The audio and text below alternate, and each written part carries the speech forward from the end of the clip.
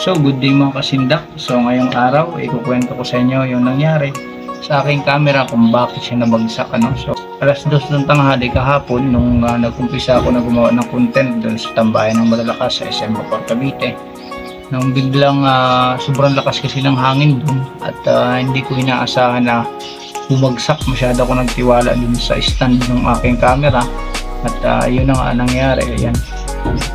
Ayan, kung napapansin nyo yung tama na yun, yan yung tumama nung bumagsak yung camera. So pagpasensyahan nyo na muna kung yung aking video ay merong konting malabo na part kasi dahil yun doon sa pagbabagsak niya.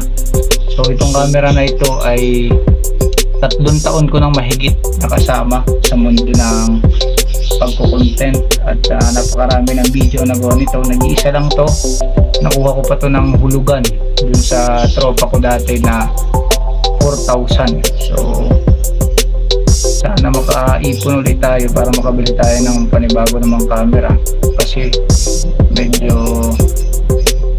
parang hindi na natin pwedeng pang daily vlog kasi meron na nga sira.